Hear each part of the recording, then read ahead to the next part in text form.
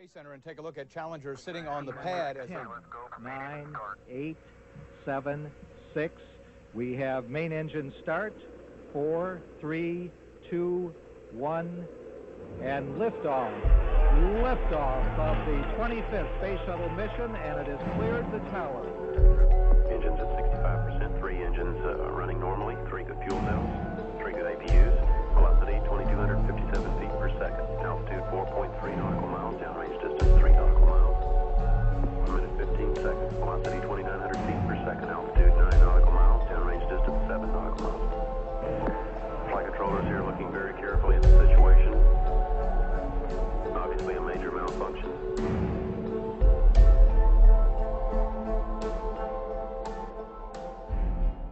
On the 28th of January 1986, the world watched as the Challenger space shuttle exploded off the coast of Florida, 73 seconds after takeoff from the Kennedy Space Center. The intended mission was to study the approach of Halley's Comet, which could be seen from Earth between 1985 and 1986. The mission was also intended to begin the Teacher in Space project, which was first pitched to Ronald Reagan in 1984. The intention of this new method of teaching was to take school teachers into space, where they could record their findings and share them with students once they returned to Earth.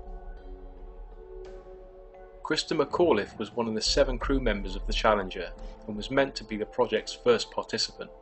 McAuliffe and 6 other members, Dick Scobie, Michael J. Smith, Ronald McNair, Ellison Onizuka, Judith Resnick and Gregory Jarvis were all reported to have died that day, and of course they would have. The whole world saw, or at least would have heard, of the shuttle exploding in dramatic fashion. Now the explosion was said to be caused by the erosion of the O-ring seals of the rocket boosters due to the unusually cold weather. These eventually disintegrated after takeoff and led to the explosion. Moving on almost 30 years, a conspiracy theory hit the internet in May of 2015, which suggested, with a very respectable argument, that the crew of the Challenger, or at least 6 of them, are actually alive and well today. The post shows recent pictures of individuals thought to be the same crew members, some with undeniable likenesses, along with information on their whereabouts and even their professions. Now before I look at each individual crew member, it's worth mentioning that I do wonder why it has taken 30 years for this theory to emerge. This information, if accurate, must have been available for some time now. Some conspiracy theorists believe that there was no explosion at all, that the whole thing was fabricated. The same people would say that the moon landing, only 3 years before the space shuttle program began, was an elaborate hoax too. If there was an explosion that day, there must have been crew on board who perished. The real question here is, were the crew who died on board the Challenger the same crew of individuals the world had become so familiar with? Did NASA have doubts about the safety of the mission? Were they protecting these would-be heroes from a mission they thought to be too dangerous? And if the mission was a success, would they be heralded as heroes who weren't even there, having their roles played by a less important, disposable crew? These are all additional questions that came to me whilst wondering why NASA would want to cover up this case, if indeed they did. For now though, let's look at the alleged crew members. Francis Richard Scobie, or Dick Scobie, was commander of the ill-fated Challenger. He was a celebrated combat aviator during the Vietnam War, after which he was awarded the Distinguished Flying Cross, an award given in the US for heroism and extraordinary achievement during times of war. He also gained many other accolades over the years. His part in the 2015 conspiracy theory is supported by a photo of a man by the name of Richard Scobie, a chief executive working for a Chicago-based advertising agency called Cows in Trees. Looking at this image, there is no doubting the likeness, but it's worth mentioning that the likeness on the photos which appear on the agency's website are less apparent. Was the image that the conspiracy theory relied on manipulated? Possibly, but 30 years have passed and it's reasonable enough to think that it could be him. Michael J. Smith was named as pilot for the Challenger mission. In 1963 he graduated from Beaufort High School in South Carolina with a Bachelor of Science degree and went on to achieve a Master's in Aeronautical Engineering in 1968. He flew during the Vietnam War and was said to have flown 28 different types of civilian and military aircraft, logging 4,867 hours of flying time before joining NASA. His part in the 2015 conspiracy theory is supported by a photo of a University of Wisconsin professor by the same name.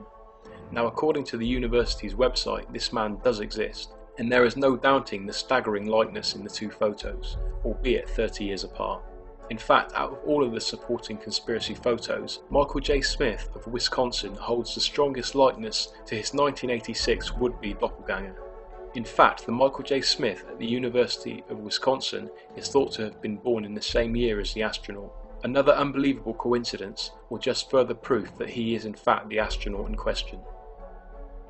Incredibly, 2 of the 6 crew members thought to be alive today are accused of lying about being their twin siblings.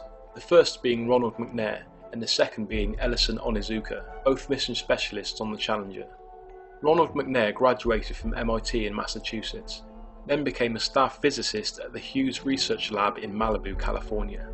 Onizuka began duty with the United States Air Force in 1970, where he served as a flight test engineer and test pilot. Both men were selected by NASA for the astronaut program in 1978. Ronald McNair is said to have taken on the name Carl McNair, and Ellison Onizuka is now known by conspiracy theorists as Claude Onizuka. If you are to believe the conspiracy, both these men give lectures at universities under their new guises, lectures about their brother's rise to working for NASA from humble beginnings, both quite recently appearing at the University of Hawaii. Interestingly, a blogger by the name of Eowyn posted an in-depth report on fellowshipofthemind.com about both men and the results that Ancestry.com had regarding the existence of their twin brothers. The results suggested that neither twin existed, as birth dates and parents' names yielded no definite results. Although this is not definitive proof of a conspiracy, it's interesting nonetheless. So, are Carl and Claude the twin brothers of Ronald and Ellison, or is this just another lie in a NASA conspiracy? Now, the case of Gregory Jarvis is an anti-conspiracy theorist's dream. In 1962, Jarvis graduated from Mohawk Central High School in New York. He was later bestowed with the honour of having the school named after him. He received a bachelor's degree in electrical engineering from the State University of New York in 1967, and a master's degree in the same discipline from Northeastern University in 1969. Jarvis joined the United States Air Force the same year and served until 1973. Snopes.com believes that there are no doppelganger images for Jarvis, simply because the theorists couldn't find anyone with the same name and likeness as the payload specialists. Could this be the case? If the theory is correct, maybe Jarvis disappeared into obscurity, or maybe, just maybe, he was on the Challenger at the time of the disaster. A less important, disposable pawn in NASA's game. Resnick was a graduate of Firestone High School in 1966, and in 1970 received a bachelor's degree in electrical engineering from Carnegie Mellon University in Pittsburgh. In 1977 she earned a PhD in electrical engineering at the University of Maryland. Soon after that, Resnick was employed by RCA as a design engineer, and later worked with various NASA projects contracted to the company. Now, there is a lot of information on a Judith Resnick, who is a law professor at Yale University, along with information on her years as a scholar studying at the New York University during the mid-1970s, as well as her work as an author. But at that very same time, Judith Resnick of NASA was thought to be 250 miles away in Maryland, going through a divorce, but soon to achieve a PhD from the state's university. In 1980, Professor Resnick joined the faculty of the Southern California Law School. It's said she remained in California for the next 17 years, which would place her in California during the time of the Challenger disaster. But the plot thickens.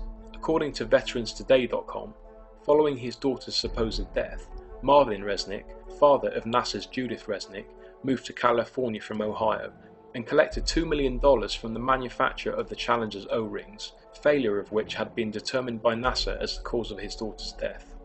If this is the same Judith Resnick who worked for NASA, could this background information on her academic years be fabricated? If the conspiracy theory is fact, then maybe her now wealthy father moved to California to be with her. Again, as with all these cases mentioned here, the accompanying photo does look like it could be the very same person 30 years on. In 1970, Krista McAuliffe received her bachelor's degree in education and history from Framingham State College in Massachusetts, and then a master's in educational supervision and administration in 1978. She took a teaching position at Concord High School in New Hampshire in 1983. In 1985 she was selected to participate in the NASA Teacher in Space project and, as mentioned before, was scheduled to become the first teacher in space. Next to Gregory Jarvis, I think the case of Christa McAuliffe is probably the most difficult for conspiracy theories to argue, as the accompanying photo's likeness is vague. However, there is a Sharon McAuliffe in Alberta, Canada, a professor at Syracuse Law whose academic years are stated as being spent at the universities of Notre Dame and Syracuse. These alleged academic years place her well clear of the Massachusetts-based McAuliffe, but it doesn't mean that the information wasn't fabricated. The strongest argument here is that NASA's Christa McAuliffe's birth name was Sharon Christa. Again, it seems unusual that there is another person, again in a high-end profession, who holds an arguable likeness and goes by an uncannily similar name to the one NASA's McAuliffe was given at birth. Whether you are a non-believer, a skeptic, or full-blown conspiracy theorist, there is no doubting that 6 of the 7 cases are unusual. Let's look at the facts. 2 of the said crew members are said to have twins. This alone is unlikely. 2 of them have identical names, and another 2 have extremely similar names to people still living today. On top of that, they all hold lucrative professions, as you'd expect of former NASA employees.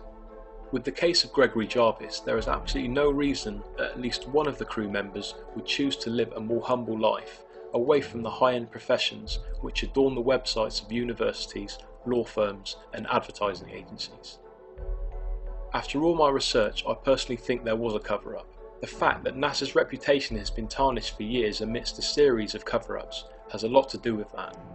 But ultimately, for me at least, the photos, the names and a story of financial gain make it all too difficult for me to accept the 1986 Challenger disaster story as fact.